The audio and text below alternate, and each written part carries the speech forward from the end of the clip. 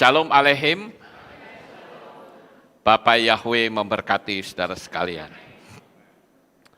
Pada pagi ini, pada malam ini saudara-saudara, sebelum saya menyampaikan firman Tuhan, saya ingin memberikan pengumuman kepada saudara, mumpung saya belum lupa, bahwa terhitung kemarin kita sudah melaksanakan acara peletakan batu pertama pembangunan Kehilat.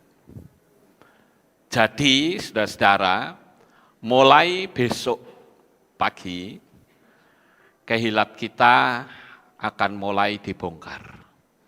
Dan ternyata, kemarin saya dikasih tahu, panggung ini habis, saudara-saudara. Ya, jadi ini akan terpotong dari ujung nih di balek ini sampai ke belakang ini hilang. Jadi akan dimulai dari sini, backdrop-nya di sini. Jadi otomatis ini akan maju ke depan. Kalau maju ke depan, otomatis jemaat harus berkurang. Sementara jemaat kita semakin hari semakin bertambah banyak. Saya terus terang agak bingung mengantisipasi ini, saudara. Tapi saya punya pemahaman begini. Bagaimana kalau saudara nanti dibagi, ya? Yang biasa ibadah pagi, ya cobalah saudara ibadah jajal sore hari, ya. Supaya tidak menumpuk di pagi hari, saudara-saudara. Memang ini sangat tidak nyaman. Ya, tapi nanti kalau sudah jadi kan kita sangat nyaman, saudara. Karena kita akan memiliki kehilat terbesar dan terindah di dunia. Saya sudah melihat beberapa kehilat di seluruh dunia ini, termasuk di Israel. Dan kehilat itu nanti yang paling besar dan paling indah itu tempat kita. Oleh karena itu, mohon saudara memaklumi. Sama seperti ketika orang bikin jalan tol. Itu kan jadi nggak nyaman, saudara. Sudah suasana jadi kredit, nggak karu-karuan, macet di mana-mana, tempatnya juga ungkrah-ungkrahan, nggak karu-karuan, ya. Nggak nyaman lah pokoknya. Tapi begitu jalan tolnya sudah selesai gimana? Oh, sangat nyaman sekali. Saya berharap Bapak Ibu bisa memaklumi, dan ini saya mohon bagi saudara yang mungkin terbiasa ibadah pagi, cobalah sekali-kali ibadah sore, supaya tidak menumpuk. Ya Bapak Ibu, ini saja saat ini kehilat kita sudah penuh. Itu dipastori banyak orang, ya Bapak Ibu, karena nggak bisa masuk. Ya ini, ya saya juga nggak ngerti bagaimana gitu loh ya. Tapi yang penting saya punya jalan keluar, ya kita bagi saja. Kemudian untuk hari raya Pesah dan roti tidak beragi, kan kita ada perjamuan kudus ya Bapak Ibu. Nah itu juga saya ingin supaya saudara, ya kalau yang mau ikut perjamuan kudus, bisa nanti ambil roti dan anggurnya di Kehilat. Nanti perjamuan kudusnya bareng-bareng di Kehilat dan di rumah masing-masing. Saya seumur-umur baru sekali ini menahan untuk jemaat tidak ngebul ibadah total, karena mohon maaf tempatnya tidak mungkin cukup, saudara. Saya melihat terus jemaat bertambah-tambah. Bapak Yahweh nyatakan, tetapi di satu sisi tempat kita tidak cukup. Ya Bapak Ibu, apalagi ini akan diajukan sampai persis di tempat saya berdiri. Ya, jadi nanti akan dipotong. Ini ke belakang ini berapa meter? 6 meter ada kali ya, sampai ke belakang. Itu akan kepotong, saudara-saudara. Jadi sekali lagi harap dimaklumi ketidaknyamanan ini.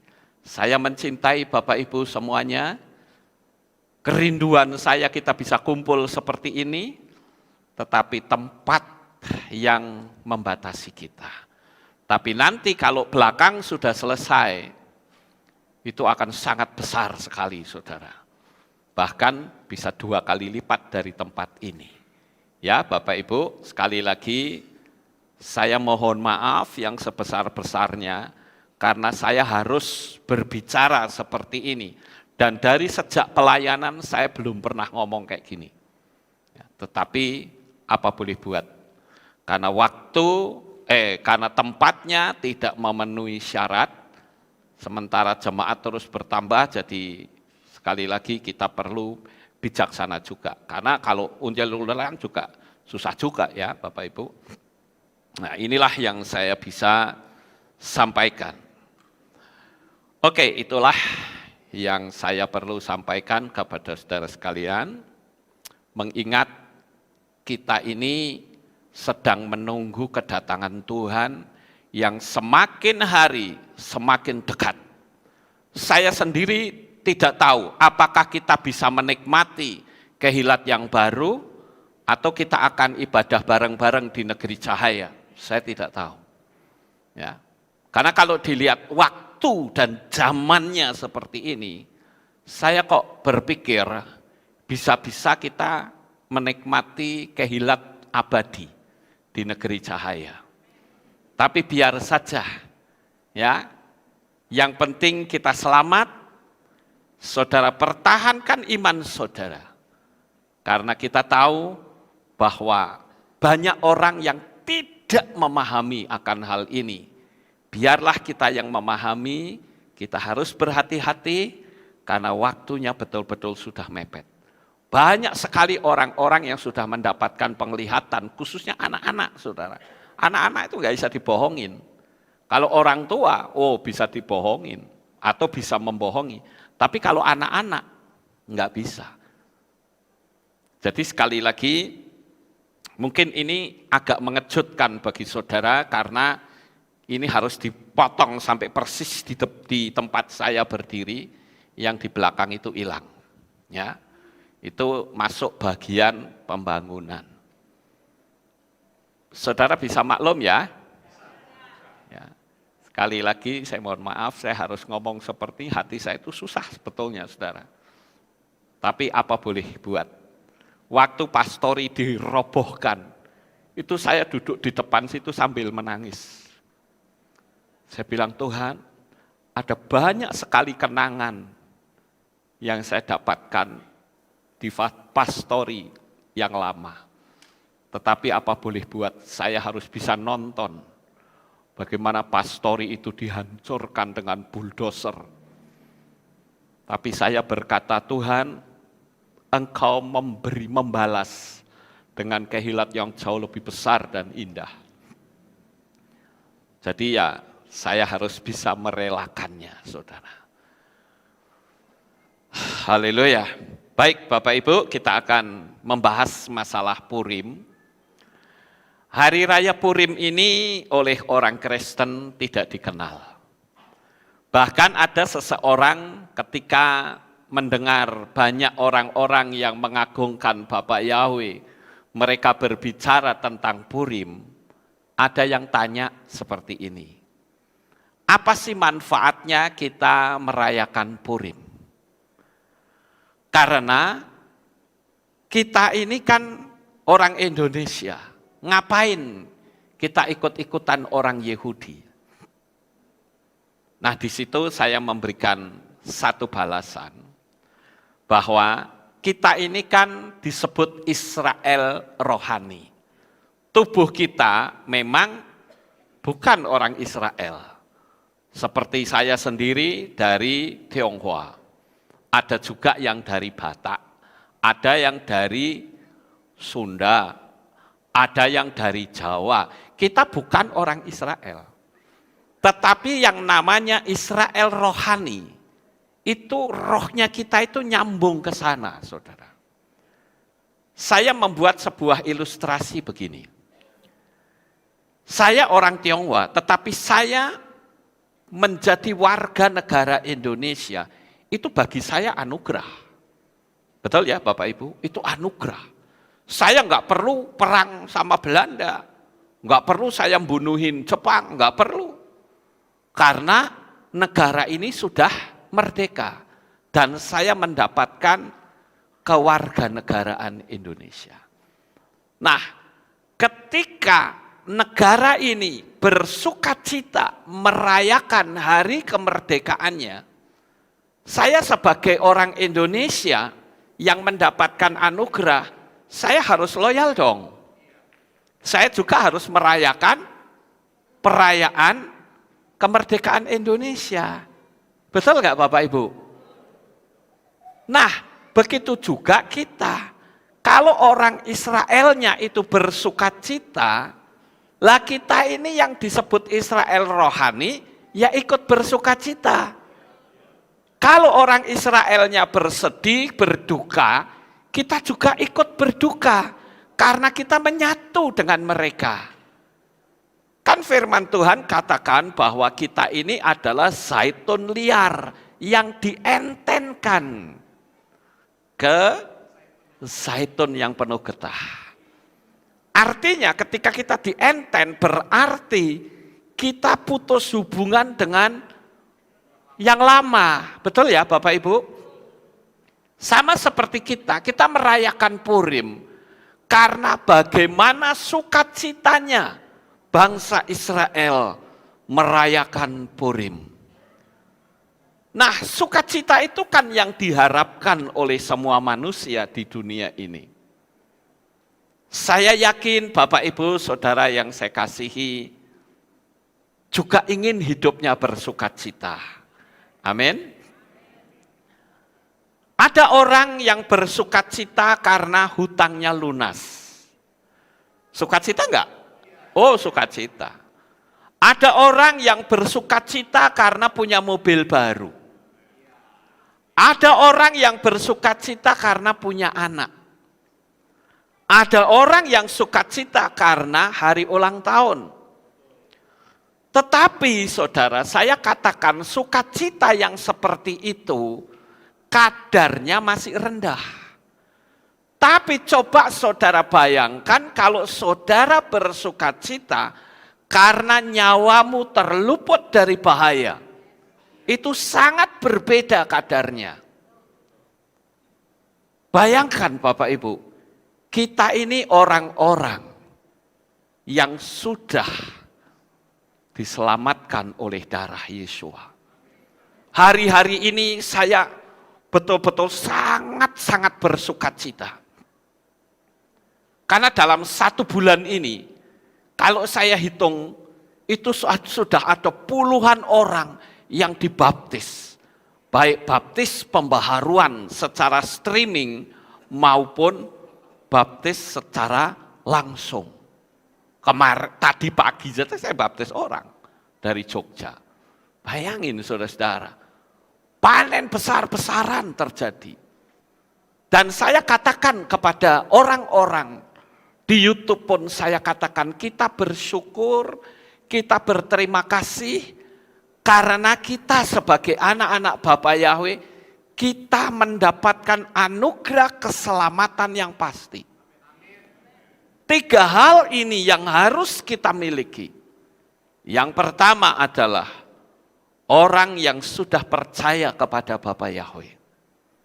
Dan yang kedua adalah orang yang sudah menerima metrai kepemilikan, yaitu baptis pembaharuan dalam nama Bapa Yahweh. Kemarin ada orang yang tanya sama saya, pertanyaannya begini, Pak, saya pengen ikut baptisan streaming. Saya tanya, Ibu, ibadahnya di mana ya? Lalu dia sebut nama gerejanya, yang waktu itu baptisannya memang percik. Saya katakan, maaf Bu, ini bukan masalah Ibu dulu dibaptis percik dan sekarang baptis selam, bukan itu. Tetapi baptisan pembaharuan ini adalah atas nama Bapa Yahweh, Yeshua HaMashiach dan Roh Kudus. Kalau ibu sudah berani meninggalkan gereja ibu, silahkan hubungi kami. Kenapa? Karena di dalam baptisan itu ada janji. Saya berjanji, kan saya katakan, ketika saya keluar dari air, nama saya tertulis dalam kitab kehidupan. Oleh karena itulah saya berjanji, saya akan setia kepada Bapak Yahweh sampai saya mati. Saya juga berjanji untuk beribadah hanya kepada Bapak Yahweh saja. Saya juga berjanji untuk berusaha menghindari menyebut dua nama asing yang bukan dari Israel. Jadi kalau ibu sudah siap silahkan hubungin kami, tapi kalau belum nggak usah hubungi saya, tidak apa-apa. Begitu Bapak Ibu. Dan yang ketiga adalah orang yang tidak menerima tanda bilangan itu. Kalau toh ternyata sudah menerima, ayo bikin pengakuan, minta ampun dengan seampun-ampunnya kepada Tuhan. Karena apa yang saudara perbuat itu salah besar. Saya berani katakan salah besar. Saya tidak ada tedeng aling-aling. Itulah tanda bilangan binatang itu. Kalau saudara bisa luput dari tiga hal ini, melakukan tiga hal ini, percayalah, ketika terjadi rapture, saudara pasti ikut, saudara. Haleluya. Jadi, betapa bahagianya ketika kita sudah mendapatkan jaminan keselamatan. Saya membaptis orang dari luar negeri, ya berkali-kali. Ini luar biasa saudara. Justru corona ini, orang tidak bisa ibadah, di situ Bapak Yahweh ikut bekerja. Orang yang tadinya setia, karena dia tidak menerima tanda bilangan binatang itu, ketika dia mau masuk gereja, harus memakai syarat itu, dia mundur. Dan di situ dia ditangkap oleh Bapak Yahweh, diselamatkan. Jadi dalam kondisi seburuk apapun, Bapak Yahweh itu sanggup bekerja dengan caranya yang sangat unik dan ajaib. Haleluya.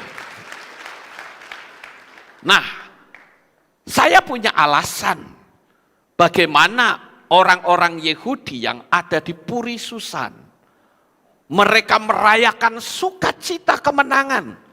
Seperti tema kita malam ini, sukacita kemenangan. Saya yakin, coba kita tempatkan diri kita seolah-olah kita orang Yahudi yang tinggal di Puri Susan. Pada waktu itu geger di mana-mana bahwa semua keturunan Yahudi akan dibinasakan, dalam tanda petik genosida. Sama seperti sekarang. Terjadi genosida, pembantaian massal, yaitu dengan cara digantung. Saya yakin, saya membayangkan Bapak Ibu, bagaimana orang Yahudi yang baru saja melihat anaknya bertumbuh menjadi dewasa, yang ada di bayangannya, sebentar lagi, di tanggal yang telah ditentukan, anakku harus mati di tiang gantungan, yang dibuat oleh Haman ben Hamedata. Itulah yang dibayangkan hari-hari. Orang dicekam rasa takut. Jadi sekalipun orang punya keberanian, jago berantem sekalipun, dia ketakutan. Karena apa? Menghadapi hukum. Kalau tidak ada hukum, Haman tidak berani ngomong begitu. Tapi karena dia melakukan itu, punya kekuasaan di balik hukum yang ada di kerajaan Persia. Kalau tidak ada, saya yakin Misalnya ada seseorang yang sudah ditentukan dibantai oleh Haman. Bisa saja Haman didatangi, dia bilang, Haman, lu sombongnya luar biasa ya. Bagaimana kalau kamu nggak usah macem-macem, kita berantem aja, duel 1 lawan 1. Berani nggak kamu?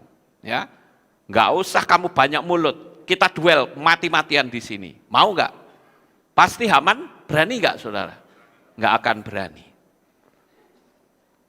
Jadi yang namanya hukum itu memiliki kekuatan yang sangat luar biasa. Sekalipun mungkin Haman itu tubuhnya kecil, ungkri-ingkri misalnya, tapi dia bisa membinasakan orang yang berbadan kekar dan jago ilmu bela diri. Karena apa yang bisa lakukan itu? Hukum dan kuasa. Kalau begitu berarti saya katakan, ketika engkau memegang kuasa dari Bapa Yahweh, engkau memiliki kekuatan untuk menghadapi setan segede apapun. Bapak Ibu, di sini saya perlu menjelaskan bagaimana hebatnya kekuasaan itu. Tetapi kenapa orang lebih suka merebut kekuasaan duniawi? Bukan dia mencari kekuasaan surgawi. Kalau orang yang paham akan dunia alam roh, dia sadar, dia tahu kebenaran, dia akan tetap bertahan dalam iman yang teguh. Kemarin ada orang yang bertanya sama saya begini, Pak, bagaimana Pak Lukas ini kok mau memberitakan nama Yahweh dan memiliki keberanian, padahal di tahun itu belum ada. Saya hanya berkata karena saya ngerti kebenaran. Dan saya sadar jemaat di sini itu sangat banyak dulu. Sampai saya ingat sampai 1.500-an orang. Tetapi kenapa saya berani menyampaikan? Karena saya tahu itu sebuah kebenaran. Saya ngomong sama orang itu, Anda sediakan uang 100 triliun di depan saya. Suruh saya pimpin ibadah 1 kali saja. Dengan format yang lama. Mohon maaf saya tolak. 100 triliun loh. Bayangin saya 100 triliun saya bisa bikinin rumah seluruh jemaat, saudara. Tapi saya tolak. Kenapa? Karena saya tidak tahu kapan hari kematian saya. Apa jadinya ketika saya baru memimpin, tiba-tiba saya lenggek-lenggek terus mati. Kira-kira saya masuk surga atau enggak? Tidak. Itu yang saya pikirkan. Uang 100 triliun itu hanya kerikilnya surga saja, saudara. Ya. Jadi saya tidak akan menjual nama Bapa Yahweh di dalam Adonai Yeshua HaMashiach. Saya katakan maaf, saya tidak bersedia. Sekalipun disiapkan 100 triliun, 1 jam saja, no. Kebenaran itu harus saya pegang sampai pada titik nafas yang penghabisan. Karena saya yakin, selama saya berpihak kepada Bapa Yahweh, sekali-kali Dia tidak akan mempermalukan kita. Saya menyadari bagaimana ketika saya memanggil nama besar Bapa Yahweh, dan orang-orang pada lari meninggalkan kita. Sampai ada yang berkata, lihat tuh Pak Lukas jatuh miskin. Saya katakan, oh tidak. Kalau makin kaya itu iya. Dan ternyata sampai hari ini saya nggak jatuh miskin, saudara. Malah kita bisa beli tanah belakang, kita bisa beli, ya kan? Karena Tuhan sudah kasih pemahaman kepada kita. Jadi sekali lagi saudara, bagaimana sukacitanya kemenangan yang dimiliki oleh orang-orang Yahudi di Puri Susan. Ketika tanggal yang telah ditentukan, bukan keluarga orang-orang Yahudi yang digantung, tetapi seluruh keluarga Haman yang pertama digantung adalah Haman. Kira-kira sukacitanya seperti apa, saudara? Saya yakin sukacitanya itu sangat besar. Melebihi dari sukacita orang dapat mobil. Melebihi orang sukacita dapat rumah. Bahkan melebihi orang sukacita dapat 100 triliun. Amin. Karena nyawanya luput dari kebinasaan. Yang seharusnya aku melihat anakku digantung di depan mataku. Sekarang orang yang mengancam harus digantung di depan mata saya. Disitulah alasannya kenapa orang-orang Yahudi bersukacita kemenangan. Karena dia luput dari kebinasaan. Apa sih sebetulnya alasan dari Haman ini? Kok sampai mau membinasakan orang Yahudi? Apa sih alasannya, saudara? Ayo kita baca di dalam kitab Ester, pasal 3 ayat 5 sampai 8. Saya akan bacakan untuk saudara. Dan ketika Haman melihat bahwa Mordekai tidak berlutut atau sujud kepadanya, maka Haman dipenuhi kemarahan dan terpancar dari matanya bahwa dia sendiri ingin membunuh Mordekai. Tetapi bukan hanya dia, karena orang telah memberitahukan kepadanya kebangsaan Mordekai. Dan Haman berusaha untuk menghancurkan semua orang Yahudi, yakni bangsa Mordekai yang berada di seluruh kerajaan Ahasiweros. Pada bulan pertama, yaitu bulan Nisan, dalam tahun yang ke-12 zaman Raja Ahasiweros, orang membuang pur, yaitu undi, di depan Haman dari hari ke hari, dari bulan ke bulan. Sampai pada bulan yang ke-12, bulan Adar. Hari ini bulan Adar. Haman berkata kepada Raja Ahasiweros, ada suatu bangsa yang tersebar luas dan tercerai-berai di antara bangsa-bangsa di seluruh provinsi kerajaanmu. Dan hukum mereka berbeda dengan setiap bangsa. Dan mereka tidak melaksanakan hukum raja. Dan tidak ada yang menguntungkan bagi raja untuk membiarkan mereka. Jadi Bapak Ibu, Haman ini mencari cara untuk memusnahkan semua orang Yahudi hanya satu alasan. Karena orang Yahudi tidak mau sujud di depan Haman. Biasanya ini ketika Haman naik kedudukan, dia jalan, dia bikin peraturan. Kalau saya jalan, orang-orang harus sujud di depan saya. Kalau sampai tidak, akan kena hukum. Itu dibikin peraturan, saudara-saudara. Mungkin kalau sekarang dibikin perda, begitulah kira-kira. Dan ternyata ketika Haman lewat, semua orang sujud. Kok Mordekai cuma tenang saja berdiri? Kurang ajar ini orang, nantang perda saya. Kalau begitu ini orang perlu dibinasakan. Sehingga dia mencari cara.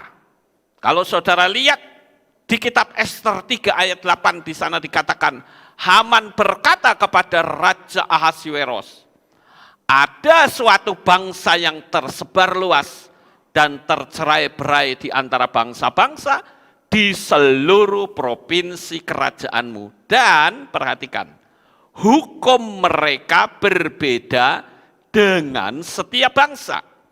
Dan mereka tidak melaksanakan hukum raja. Dan tidak ada yang menguntungkan bagi raja untuk membiarkan mereka. Perhatikan kata hukum mereka berbeda dengan setiap bangsa. Semua orang itu harus tunduk kepada Haman. Tidak boleh tidak. Tetapi ternyata si biang kerok orang Yahudi ini bikin panas hati. Karena setiap kali dia lewat, mereka tidak mau sujud, tidak mau tunduk. Karena bagi orang Yahudi, satu-satunya yang bersujud adalah hanya untuk Bapa Yahweh. Sekalipun kita tahu di dalam kitab Ester tidak ada nama Bapa Yahweh, tetapi gambaran tentang Bapa Yahweh dan Yeshua HaMashiach itu begitu kuat. Bapak Ibu Saudara yang terkasih, kita juga punya hukum yang berbeda dengan orang-orang yang tidak percaya kepada Bapa Yahweh. Kita harus berani berkata bahwa Tuhan satu-satunya yang wajib aku muliakan dan tinggikan adalah nama besar Bapa Yahweh yang Maha Kudus, yang Maha Kuasa, yang sudah memberikan kehidupan bagi kita semua. Di sini kita bisa melihat yang pertama adalah betapa hebatnya yang namanya kuasa itu. Kalau kita punya kuasa, saya katakan setan segede apapun pasti kalah. Oleh karena itu, saya berharap sekali lagi jangan pernah saudara takut sama setan. Saya tidak tahu apakah saudara masih mau jujur dengan saya. Ada banyak sekali orang-orang yang dengan setan itu takut. Gelap sedikit lari ke belakang tidak berani. Ya. Kalau begitu di mana dong kuasanya? Katanya saudara yakin punya kuasa yang besar. Tadi seorang ibu yang dibaptis tanya sama saya. Kebetulan dia membawa kakaknya yang masih dari Kedar. Saya injili, saya kasih tahu. Dan dia tanya sama saya pernah dikasih tahu oleh suami saya, ada seorang pendeta yang masuk kuburan itu apakah Pak Lukas? Saya bilang ya, itu saya. Kenapa Pak Lukas kok masuk ke kuburan tengah malam? Saya bilang ini sekedar untuk ngasih tahu kepada orang-orang. Kalau saya ngomong seperti ini di mimbar, jangan takut setan. Orang akan berkata begini, iya terang wong di mimbar yang ngomong sak kemenge ndak apa-apa. Jajal pergi ke kuburan nek wani. Kan begitu saudara. Tapi dengan saya masuk ke kuburan, nggak ada yang berani ngomong, oh Pak Lukas ngomong doang, kan nggak ada. Wong faktanya saya ke situ. Ya. Ada lagi yang ngomong, Pak, coba Pak sekali-kali bikin uji nyali ke ke hutan Jawa Timur itu apa son namanya? Alas Purwo katanya. Loh saya bilang mau Alas Purwo kek, mau Alas Roban kek. Ya, bagi saya nggak ada yang saya takuti. Long setan itu ada di bawah telapak kaki kita kok. Amin saudara. Apalagi bangsane genderuwo, banaspati, kuntilanak, kuntil bapak, kuntil embah, ya apanya yang kita takuti? Lawang sisiran saja tidak bisa kok, ya toh. Ini hebatnya kuasa. Saudara yakin nggak saudara sudah dimenangkan oleh darah Yesua? Dan saudara yakin nggak saudara diberi kuasa? Ya. Kalau di sini mungkin saudara bilang, amin, puji Tuhan. Tapi benar nggak saudara berani? Berani? Wah, itu baru hebat saudara ya. Nah, itu yang saya harapkan. Amin. Jangan saudara ngomong amin di sini, begitu di rumah lampu gelap terus wah ketakutan saudara. Ya percuma. Di mana dong kuasanya? Saya kasih tahu ya, saya itu dulu penakut loh saudara.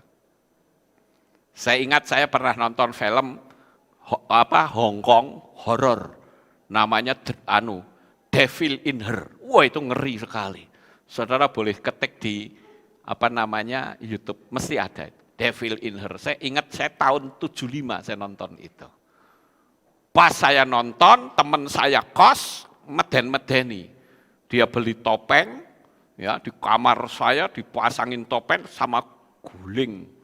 Lampunya dipateni, begitu saya buka, wah jerit sak kemenge saya.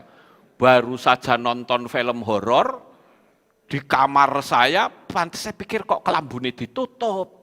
Begitu tak buka, wah jerit saya. Ada guling dikasih topeng Petruk, saudara. Wah, yo kaget luar biasa, teman-teman tak maki-maki, tak kemengi. Ya, saya penakut. Tapi setelah saya mengenal siapa sesembahan saya, apalagi ada ayat yang mengatakan bahwa roh yang ada di dalam kamu jauh lebih besar daripada roh yang ada di dalam dunia ini. Yaitulah Roh Kudus yang menguasai kita, memiliki kuasa yang besar. Jadi saya katakan, Anda salah kalau masih takut sama setan. Amin? Ya, itu yang pertama. Kita bicara masalah kuasa. Haman dengan sombongnya, dia menggunakan kuasa dari sistem pemerintahan Raja Persia. Dia bersembunyi di balik kuasa itu atas kebenciannya. Kemudian yang kedua, kalau saya menyoroti Haman, saya bisa mengatakan bahwa ini adalah tokoh penjilat yang haus gila kehormatan. Ini bahaya sekali. Kesombongannya bisa menghancurkan diri sendiri. Kalau saudara sekali waktu punya kepandaian, saya katakan jangan lupa diri. Saudara harus sadar bahwa ketika kita lahir itu telanjang, ompong sisan saudara, nggak bisa ngomong, betul nggak? Saya belum pernah ada orang lahir pakai pakaian, nggak pernah, mesti telanjang, ompong nggak bisa ngomong. Paling-paling kepandaiannya cuman satu, yaitu naluri yang Bapak Yahweh berikan, nyedot susu ibu. Iya kan? Nah, itu dia. Jadi apa yang perlu disombongkan? Tokoh ini mengingatkan kita bahwa manusia itu sebetulnya sama saja. Yang pandai elektro belum tentu bisa masak. Yang pandai bela diri belum tentu pandai melukis. Yang pandai nyanyi belum tentu pandai merias wajah. Jadi tiap-tiap manusia sebetulnya punya kemampuan masing-masing. Jadi tidak ada yang bisa disombongkan. Kalau sampai jemaat ini bisa memiliki kehilat yang besar, siapa yang bisa lakukan itu? Tidak lain adalah Bapak Yahweh sendiri. Sekali waktu di tengah malam saya berjalan ke belakang.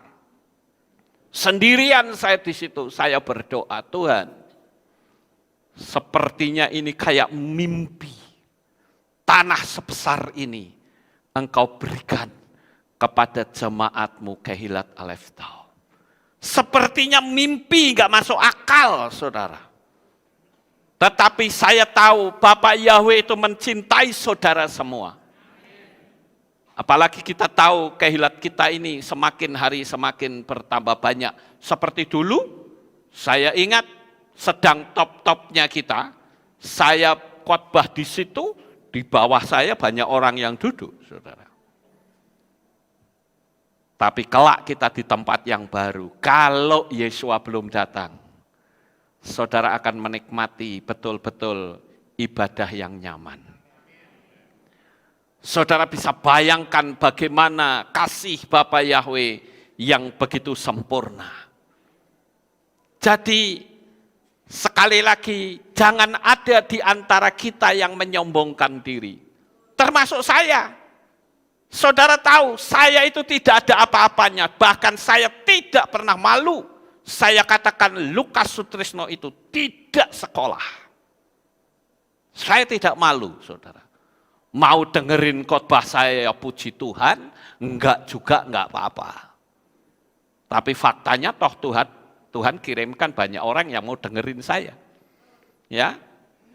Dan saya menyadari kepandaianku itu apa, Tuhan? Saya enggak punya kepandaian apa-apa. Saya hanya mau mengikut apa yang Kau katakan aku harus sampaikan.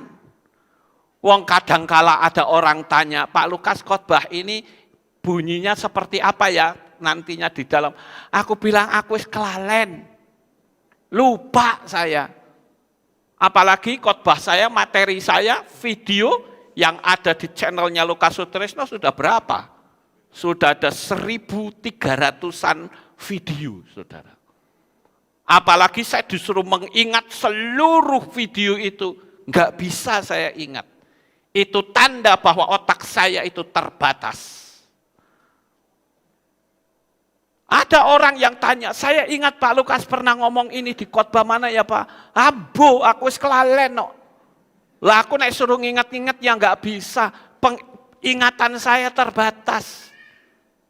Makanya ada YouTube, saya bersyukur bisa kita tonton ulang. Sekarang juga ada fenomena yang cukup saya sukai, saudara. Sebentar lagi kita juga akan memasuki Great Reset kalau Yesua belum datang. Dan banyak sekali orang yang mendownload. Karena saya katakan kalau Great Reset terjadi, saudara nggak bisa ikut ibadah bareng kami. Karena internet akan ditutup kecuali Anda punya tanda bilangan binatang itu. Ya. Oleh karena itu saya katakan jangan ada di antara saudara yang minder.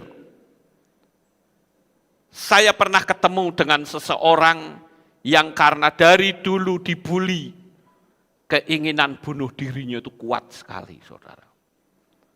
Saya harus menyuntikkan kata-kata kepada orang itu. Saya katakan kamu adalah orang yang istimewa di hadapan Tuhan. Saya katakan engkau adalah manusia yang sangat berharga di mata Tuhan. Jangan kamu lakukan itu. Kamu lakukan itu berarti kamu mati sebagai seorang pembunuh. Dan kamu akan masuk ke neraka. Di neraka jauh lebih menderita daripada hidup di dunia ini. Dengar kata-kata saya. Engkau adalah manusia yang istimewa di hadapan Tuhan. Engkau telah dibeli dan harganya telah tunai dibayar. Bukan dengan emas maupun perak. Namun dibeli dengan darah yang maha suci. Oleh karena itu berarti nilai saudara adalah senilai darah Yesua HaMasiah. Dan saya bersyukur orang itu membuat pengakuan, Pak saya berterima kasih. Baru kali ini aku mendengar orang yang mengangkat kehidupanku secara mental. Saya katakan yang mengangkat engkau bukan saya, tetapi Yesua HaMasiah, Tuhan Sang Penyelamat kita. Dan engkau adalah orang-orang istimewanya Tuhan, dan engkau siap untuk dipakai oleh Tuhan, menjadi alatnya yang ajaib. Hari ini saya beritahu, siapapun saudara yang ada di sini, engkau adalah orang-orang istimewanya Bapa Yahweh. Engkau orang-orang hebatnya Tuhan. Teguhkan, kuatkan imanmu. Inilah saya katakan, engkau memiliki kemenangan yang sejati. Dulu Haman mengancam membunuh orang Yahudi di Puri Susan. Tapi kemenangan telah terjadi karena keberanian Ratu Esther yang menghadap raja. Kalau kita berbicara tentang Purim, mau tidak mau, sosok pribadi Esther pasti akan muncul, saudara. Seorang ratu yang menyembunyikan identitasnya. Dia bukan cuma cantik secara fisik, tetapi juga cantik secara hati. Itu sangat luar biasa. Sekarang kita memiliki sukacita kemenangan, karena Bapa Yahweh telah turun ke dunia ini menjadi manusia, menyelamatkan seluruh dunia, dan siapa saja yang percaya kepadanya tidak binasa, melainkan beroleh hidup yang kekal. Dialah Yesua HaMasiah, Tuhan yang ajaib. Haleluya. Sekarang saya akan menyoroti. Kalau tadi Haman, tadi kita nyoroti kuasa, sekarang saya nyoroti Raja Ahasiweros. Raja Ahasiweros ini adalah tipe raja yang tidak paham akan kebenaran. Artinya apa? Raja Ahasiweros mudah dihasut orang. Saudara harus sadar, kita ini adalah imamat yang rajani. Saatnya kebenaran dinyatakan. Kedatangan Tuhan sudah sangat dekat. Jangan mau disesatkan banyak orang yang katanya bertitel, tetapi nama Yahweh saja tidak tahu. Ada juga yang masih cari amannya dengan cara mencampur-campur nama Bapa dengan nama dua nama asing. Jadi yang namanya sukacita kemenangan adalah ketika kita sudah bebas sama sekali. Firman Tuhan memberitahu, jangan sampai nama sesembahan asing itu kedengaran dari mulut kita. Sukacita kemenangan saat saudara kebal dengan intimidasi, organisasi atau apapun. Saya punya teman, dia ada di dalam salah satu organisasi gereja. Saya kasih tahu tentang nama Bapak Yahweh, dia bilang saya tahu Pak. Tapi mohon Pak Lukas bisa memaklumi posisi saya. Saya katakan posisimu sebagai apa? Saya sebagai gembala. Dan saya di tempat ini, itu ditempatkan semua fasilitas sudah ada. Kalau saya berani Pak menyampaikan ini kepada jemaat, dan majelis tidak menerima, saya dipecat keluar. Saya sempat mengatakan, apakah Anda takut? Apakah Bapak Yahweh yang Maha Kuasa itu akan membuatmu jatuh miskin karena engkau dipecat keluar dari gereja? Sekali-kali tidak. Tapi saya menimpali, pikirkan saja dulu kata-kata saya benar atau tidak. Kemahakuasaan Bapa Yahweh itu tidak bisa dibatasi oleh kekuatan manusia. Saya kasih tahu kepada Pak Pendeta ini. Saya dulu ketika memanggil nama Yahweh, organisasi mengancam. Dan saya bilang, kamu ngancam? Ya sudah, saya keluar saja, enggak usah ngancam deh, percuma. Saya keluar. Apakah sudah selesai? Tidak. Pelayanan saya ditutup. Seluruh Jawa Tengah yang tadinya pendeta-pendeta berani panggil saya, dia tidak berani panggil. Pokoknya jangan sekali-kali panggil Lukas, rusak gerejamu. Ya. Semua pelayanan saya ditutup. Tapi saya punya keyakinan, kalau Bapak Yahweh yang membuka, tidak ada kekuatan tangan manusia yang bisa menutupnya. Haleluya. Saya bahkan mengatakan, saya orang pertama yang memberitakan nama Yahweh di Manado. Saya ingat waktu itu saya menyampaikan di salah satu hotel, namanya Hotel Tentomboan.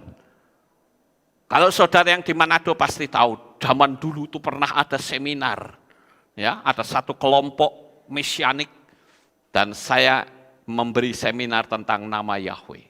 Saya pun orang pertama yang menyampaikan sampai ke Tahuna. Dan Tuhan izinkan bukan cuma di Indonesia tapi sampai melanglang buana, sampai ke mancanegara. Haleluya. Siapa yang lakukan itu? Hanya Bapak Yahweh. Saya hanya pelaksananya saja. Dan saya hanya berkata, siap Bapak Yahweh. Kemana engkau utus, aku mau.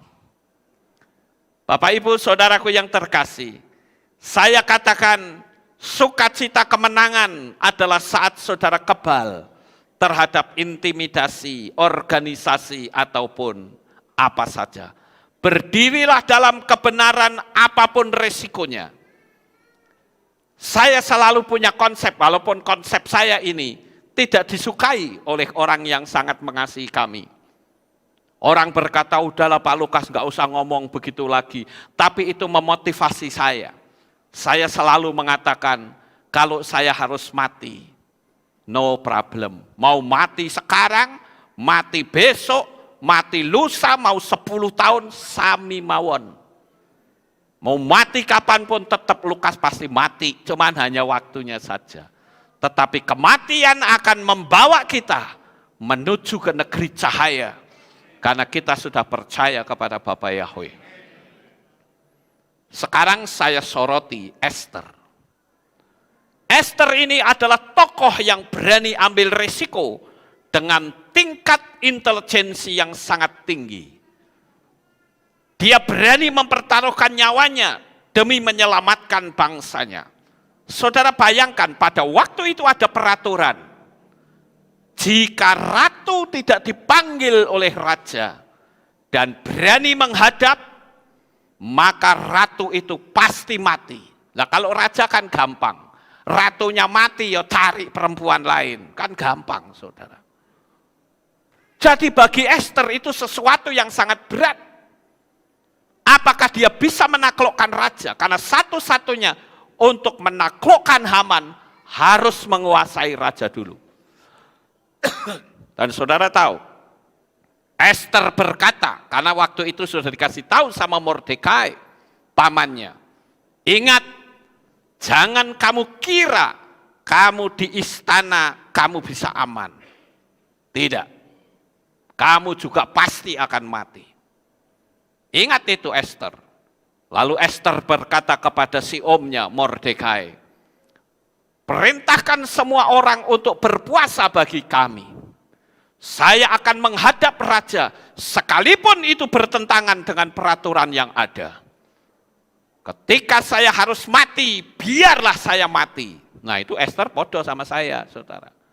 Mati sesok, mati ben, mati minggu depan, podo wae, kan begitu. Ya. Lalu Esther berkata, berpuasa untuk kami. Dia menghadap raja, dia mempercantik diri. Begitu dia menghadap raja di luar dugaan, raja mengulurkan tongkat emas.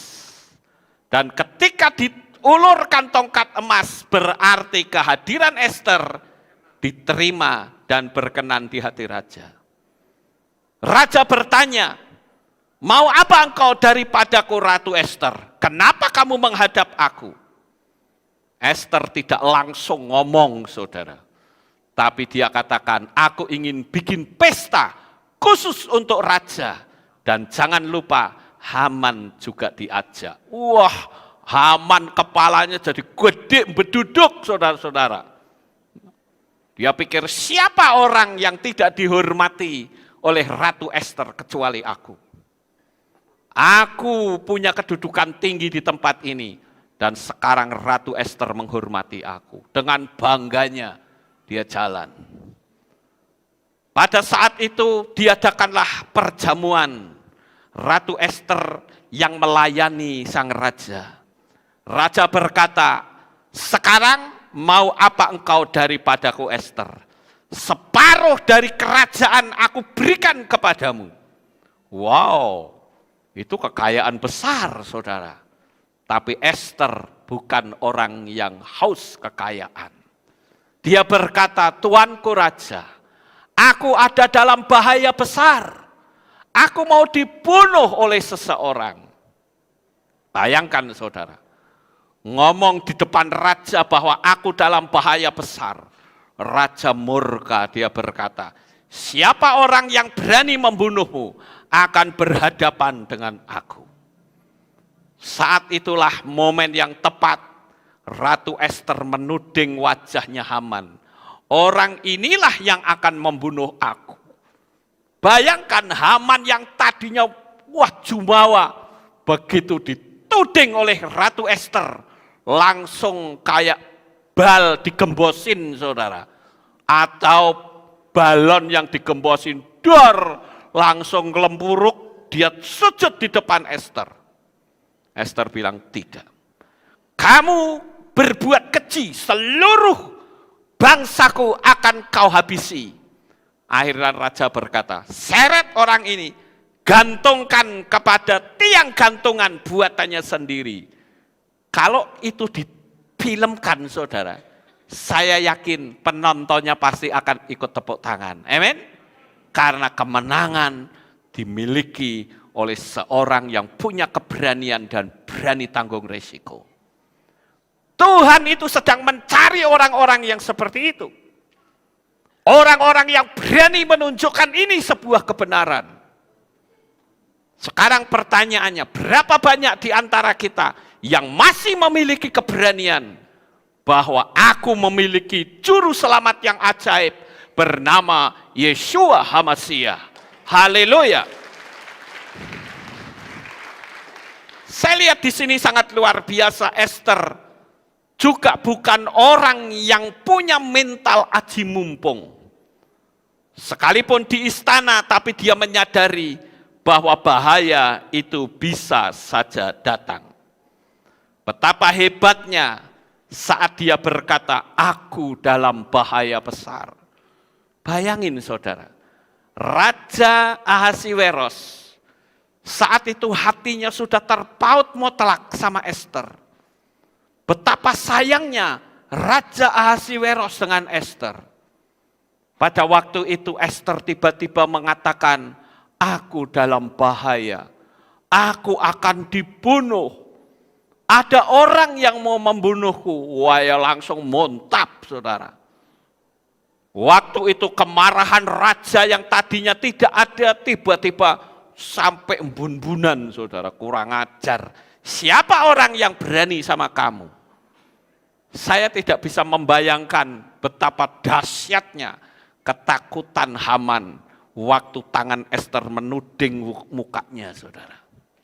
Itulah orang yang punya keberanian. Hari ini saya katakan, dalam kondisi seperti apapun jangan pernah takut. Kalau kita berbicara Purim, kita berbicara tentang mujizat di atas kemustahilan. Haleluya. Sekarang saya mau tanya kepada saudara, siapa di antara kita yang punya masalah yang besar? Kalau dipikir secara logika, engkau tidak mampu. Dan saya katakan, kalau engkau berhadapan dengan masalah yang tidak bisa dilogikakan, jangan pakai logika. Pakai iman, yakini bahwa Bapa Yahweh itu maha kuasa. Kekuasaannya tak terbatas, kasihnya pun tak terbatas. Dan saya katakan malam ini dalam nama Bapa Yahweh, sebesar apapun masalahmu, Dia tetap melindungimu, menjagamu. Tidak usah takut. Kasihnya begitu sempurna. Sampai Dia sendiri yang turun ke dalam dunia ini dalam wujud manusia. Jadi Bapak Ibu Saudara yang terkasih, baik saudara yang ada di Kehilat ini, maupun saudara yang ada di berbagai belahan dunia manapun, saya kasih tahu, Bapa Yahweh mencintaimu. Buktikan kuasanya, pegang janjinya yang ajaib. Sekali-kali Dia tidak akan pernah mempermalukanmu. Haleluya. Sekali lagi, ketika engkau menghadapi kemustahilan, percayakan saja. Apakah itu masalah finansial? Apakah itu masalah keluarga? Apakah itu masalah karier? Apakah itu masalah studi? Apakah itu masalah perkawinan? Gantungkan harapmu sepenuhnya kepada Bapa Yahweh. Dan sekali-kali Dia pasti akan tolong saudara. Jangan pernah pakai logika, tapi pakai iman. Dia selalu menolong hidupmu. Sukses besar untuk saudara. Bapa Yahweh memberkati. Haleluya. Kita tunduk kepala dan kita akan berdoa. Kami mengucapkan terima kasih dan syukur kepadamu ya Bapa. Pada malam hari ini kami bersama-sama telah mendengarkan renungan firman-Mu.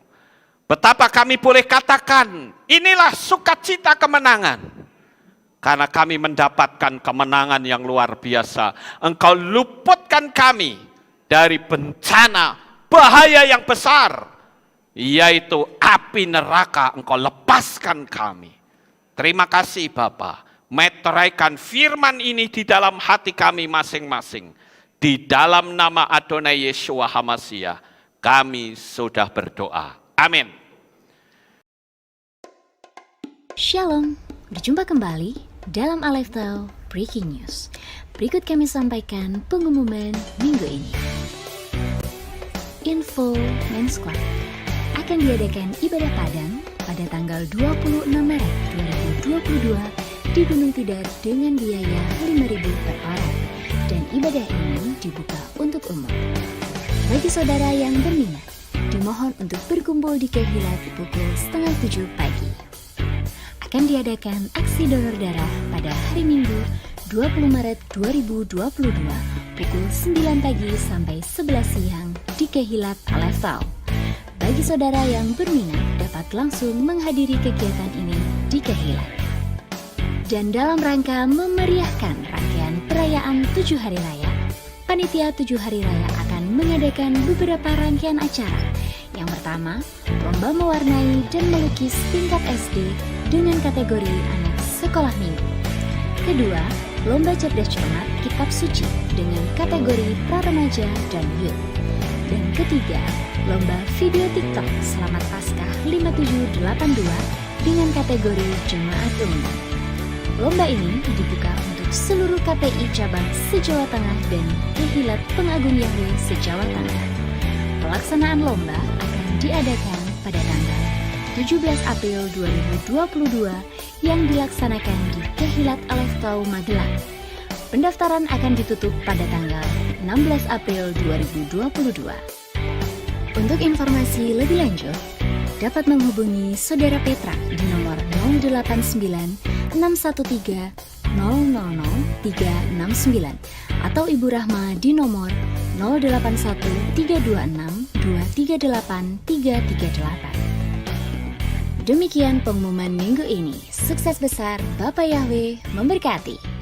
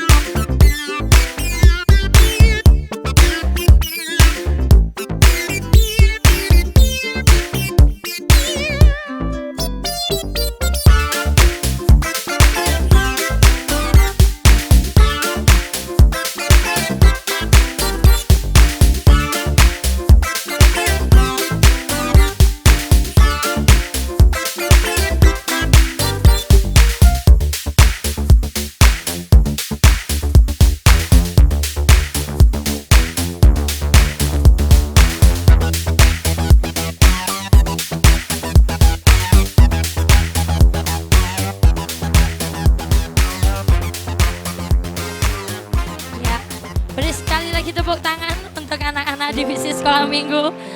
Anak-anak divisi anak, mereka merindukan bahwa di perayaan ini mereka memberikan persembahan dan luar biasa ya. Bapak Ibu diberkati malam hari ini. Amin, haleluya. Sebentar lagi kita akan bersama-sama menikmati roti Hamantasen saudara. Saya mau ajak kita untuk sama-sama menyanyikan satu buah lagu Gadol Yahweh. Dan saya persilakan untuk Asher bisa membagikan roti Hamantasen. Kita angkat pujian ini, Gadol Yahweh Umeulal Meod. Biarlah nama Yahweh ditinggikan senantiasa. Haleluya, haleluya.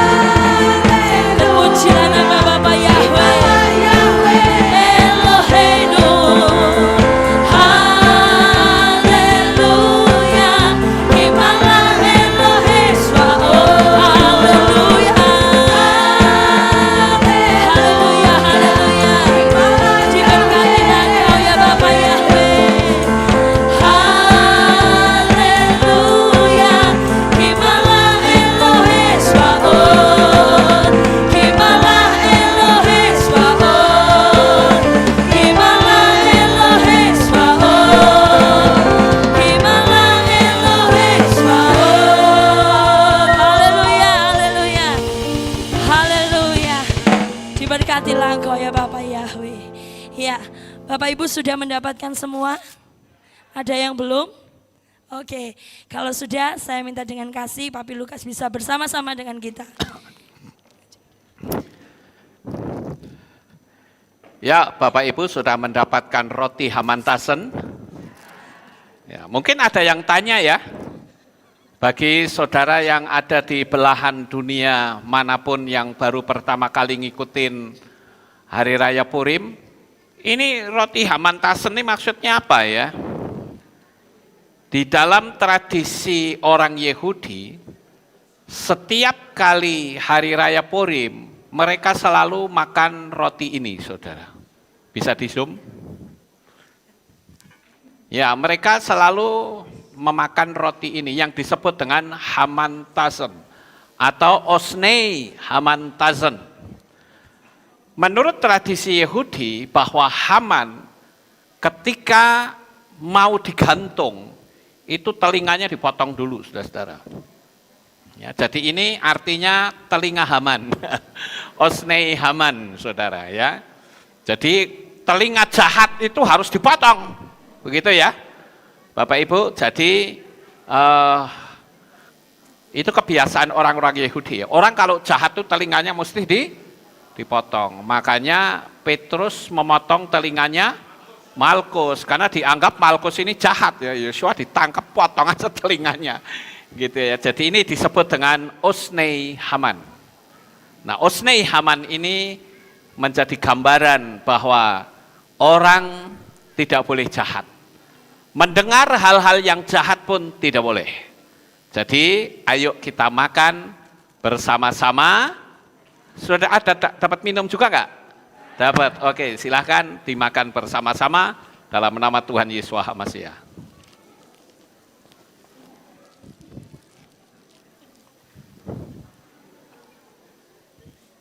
Makannya pelan-pelan saja ya, enggak usah buru-buru, saudara.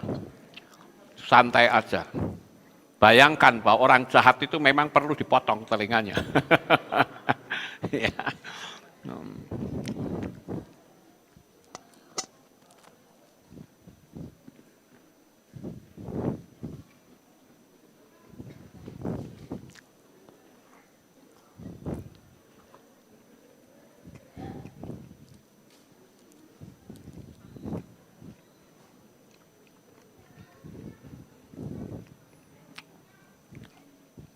Ada baiknya saat saudara makan roti ini, saudara bayangkan bahwa kita itu manusia hidup tuh nggak boleh jahat, ya. Kalau jahat nanti bisa dipotong telinganya, saudara. Ya.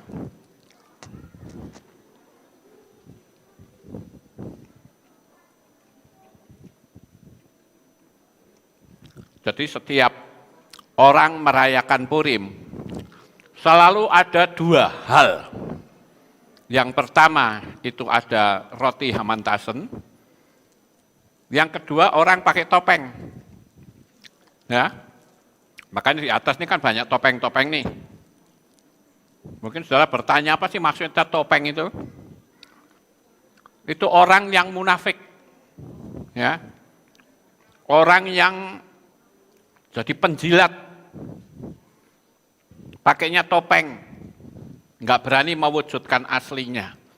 Kan orang-orang yang jahat kan begitu, saudara ya, pakainya topeng. Topengnya manis, tapi padahal wajah aslinya kasar. Nah itu nggak boleh ya.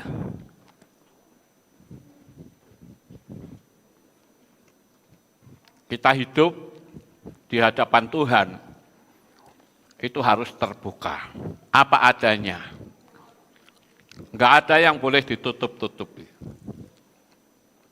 Dan doa saya untuk Bapak Ibu Saudara sekalian, ketika saudara pulang dari tempat ini, saudara akan hidup dalam kemenangan.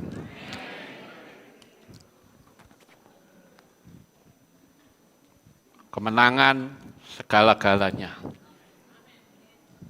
Hidup saudara diberkati, sehat, dan penuh kasih sayang.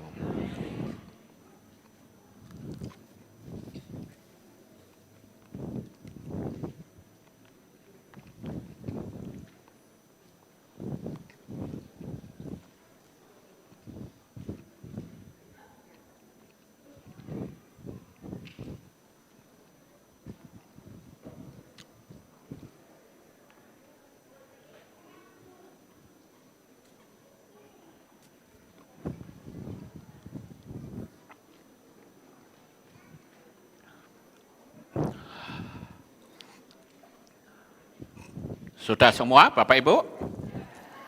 Ada yang belum? Yang belum angkat tangan coba. Tak tunggu, nggak usah buru-buru nanti keseret ya. Sudah semua ya rupanya ya? Oke, kalau sudah kita akan akhiri ibadah kita. Saya mengundang Bapak Yahweh akan memberkati saudara. Mari kita bangkit berdiri. Bagi saudara yang ada di rumah pun, ayo kita bangkit berdiri, kita akan tutup dalam doa. Terima kasih Bapak Yahweh, selesai sudah ibadah kami, dari awal, pertengahan, sampai pada akhirnya.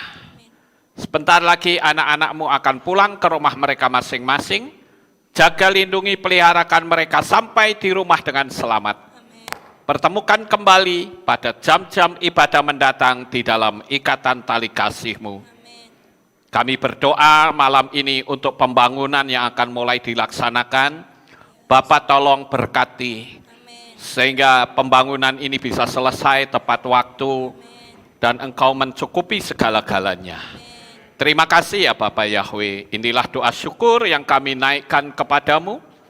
Di dalam nama Adonai Yeshua HaMashiach, kami sudah berdoa dan mengucap syukur. Mari kita angkat tangan kita, dan kita akan menerima berkat Kohanim. Haleluya. Yevarechecha Yahweh, wa yismereka.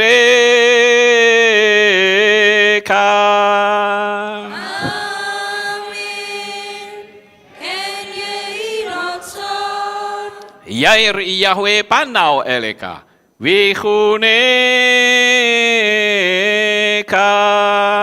Amin.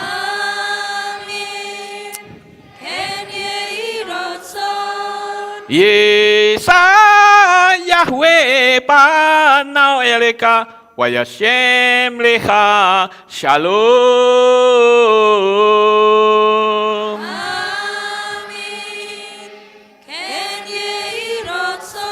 Baruk atabair o faruk atabesareh. Engkau akan diberkati di kota dan kau akan diberkati di ladang. Amin.